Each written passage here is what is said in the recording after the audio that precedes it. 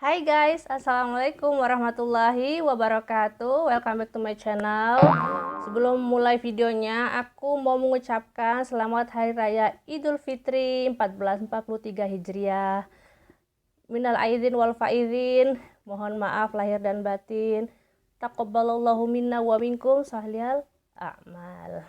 Nah, teman-teman itu ada yang ngucapin gini, Happy Eid Mubarak.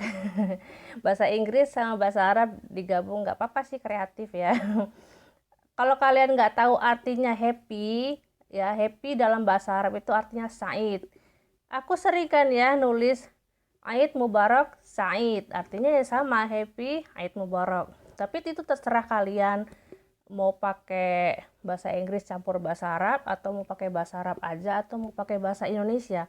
Kalau mau pakai bahasa Inggris gini, Happy Blessed Eid. Jadi Mubarak itu artinya blessed, guys. Ya, doesn't matter mau pakai bahasa Inggris, mau pakai bahasa Arab, sama-sama mengucapkan Idul Fitri gitu. Oke. Dan aku minta maaf karena selama sebulan aku nggak bisa buat video. Memang rencananya sebelum Ramadan itu aku mau buat video gitu yang bertemakan religi yang berkaitan dengan Maroko gitu kan rencananya. Tapi qadarullah, rencana itu gagal. Kenyataannya memang selama Ramadan itu memang cukup ribet ya. Apalagi mempersiapkan iftar itu nggak cukup satu menu gitu. Jadi aku membuat macem-macem kayak puding, buat jus, buat menu-menu Ramadan yang spesial, yang berat-berat, yang kayak kalian sudah tahu lah ya, yang ikut aku di Facebook, karena aku sering online-nya di Facebook, kalian udah tahu lah ya. Itu menu-menu berat. Ya aku juga buat masak nasi pastinya, dan juga menu kesukaan suami gitu. Karena aku dengan suami itu kesukaannya beda gitu ya. Meskipun kita juga sama-sama suka muammar mesemen, nah itu alhamdulillah aku sudah bisa buat. Ya kita suka itu, tapi kalau suami kan basicnya dia makan roti ya, makan roti dengan apa gitu, dan aku makan nasi kan dengan lauk apa gitu. Jadi ya cukup ribet. Dan selama Ramadan itu malamnya aku jarang tidur guys, jadi aku mulai masak buat sahur. Aku masak buat sahur itu ya sekitar 1 jam sebelum sahur ya, 1 jam ataupun 1 jam setengah sebelum sahur. Jadi karena aku eh, pingin aja gitu makan sahur dengan menu yang hangat, yang masih panas gitu loh. Aku nggak suka kalau masakan dingin lalu diangetin lagi, jadi aku masaknya jam segitu sih. Dan tidurnya tidurnya itu habis pagi guys. Jadi habis subuh itu kan aku nggak langsung tidur ya, nggak langsung tidur, aku nunggu dulu kan ya. Jadi pagi itu aku tidur guys, bener-bener nggak bisa bangun tidur langsung nyiapin buat sekolah anak, karena ketika Ramadan anak juga sekolah. Dan hari ini guys, hari raya ketiga ya, kalau di Indonesia kan hari raya ketiga itu masih libur sampai 1 minggu ke depan kan biasanya di Indonesia.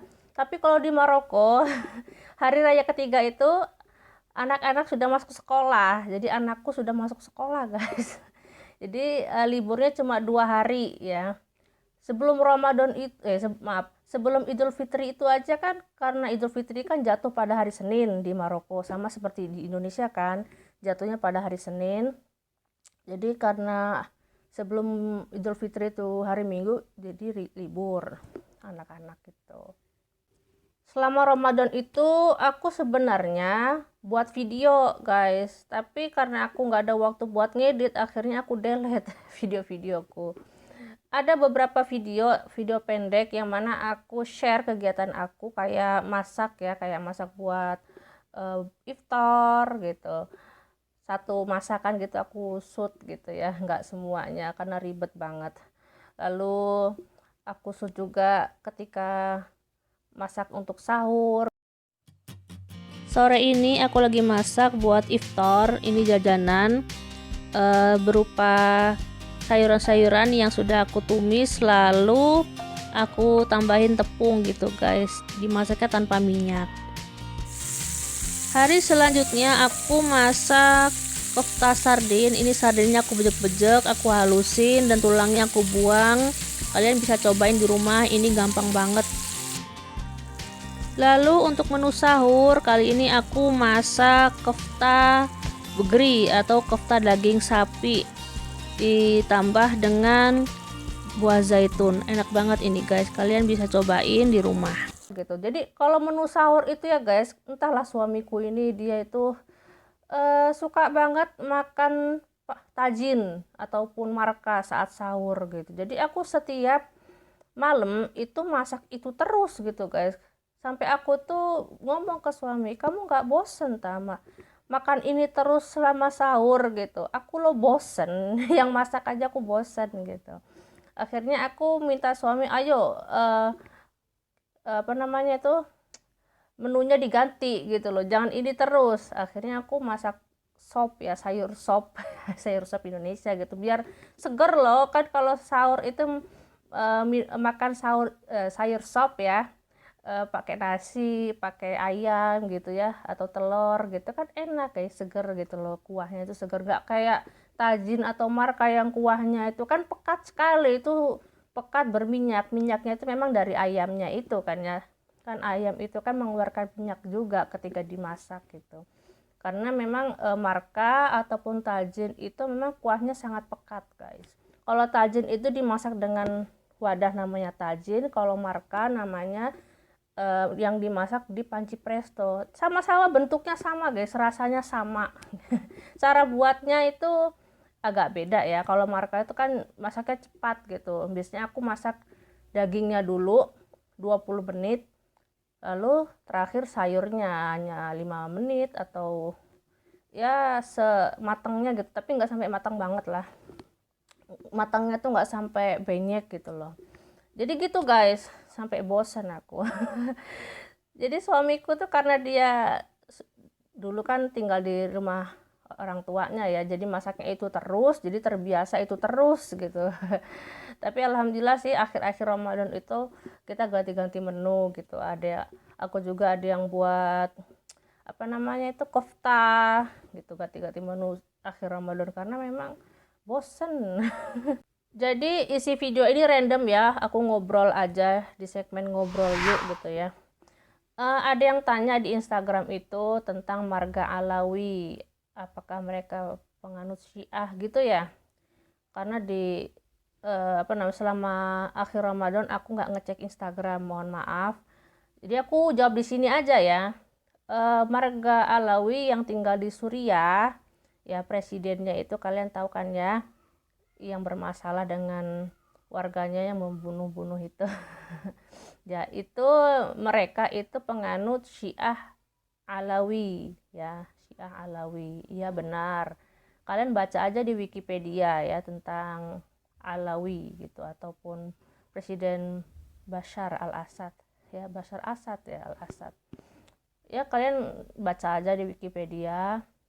Kalau yang marga Alawi di Maroko, di sini mereka itu ahlul sunnah wal jamaah ya, jadi Sunni itu ahlul sunnah wal jamaah, jadi mayoritas orang Maroko Sunni ya, kita juga Sunni itu ahlul sunnah wal jamaah. Jadi Sunni itu bukan kelompok keagamaan, bukan hanya singkatan saja gitu loh, ahlus sunnah wal jamaah. Kalau kalian mau tinggal di Maroko, berencana mau tinggal di Maroko, lalu mau buat resident card, pasti akan ditanya dengan polisinya, kamu Syiah atau Sunni gitu. Karena di Maroko ini anti Syiah guys ya, mereka anti Syiah, mereka mungkin akan sulit memberikan resident card kalau kalian itu bermasalah dengan itu gitu loh. Kalau kalian misalkan bukan Sunni gitu ya, aku bilang aja Sunni gitu. Dan aku juga nggak bilang aku grup agama apa gitu, karena di Indonesia tuh kan ada beberapa grup keagamaan ya, kayak NU, Muhammadiyah, apalagi tuh. Jangan bilang guys kalau kalian ikut itu gitu, jangan bilang, karena itu hanya grup keagamaan ya. Kalian paham kan ya? Jangan bilang ke polisinya, kalian bilang aja Sunni, ahlus sunnah wal jamaah, udah gitu aja.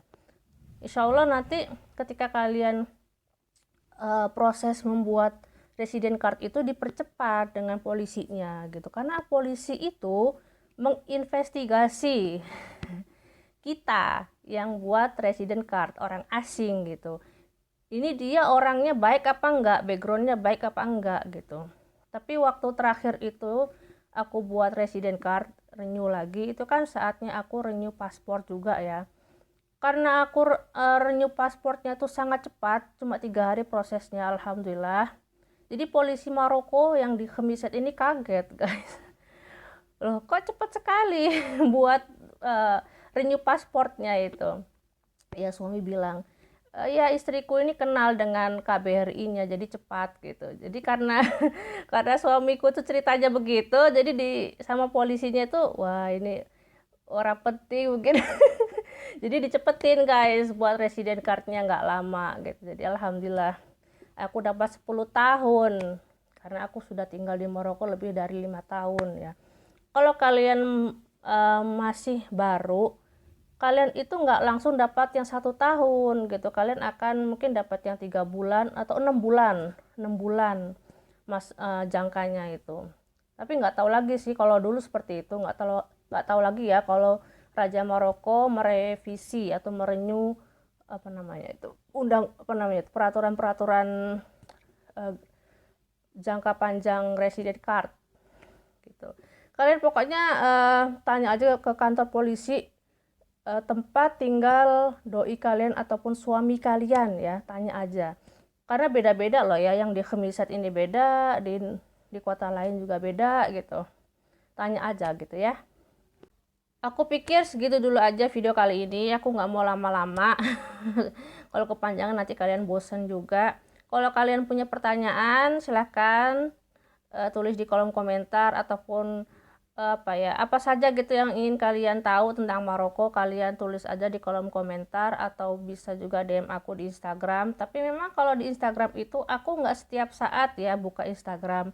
Kalau Facebook aku sering banget buka Facebook karena aku suka aja buka Facebook daripada Instagram.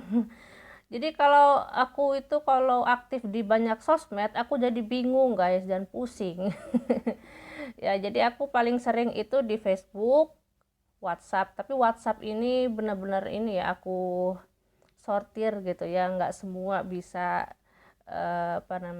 chat dengan aku di WhatsApp gitu. Tapi kalau kalian mau chat dengan aku di DM silahkan, di Messenger juga silahkan gitu ya. Kalau ada waktu aku pasti bales, kalau nggak bales berarti aku sibuk. Meskipun kalian lihat aku online dan aku nggak bales, itu berarti aku sibuk. Yang pertama itu biasanya anakku pakai HP ya, jadi aku harus mengontrol dia gitu. Mengontrol karena aku buat video ini pakai HP ya guys, belum ada kamera. Tapi zaman sekarang sih kalau YouTuber sekarang itu banyak yang pakai HP loh guys ya.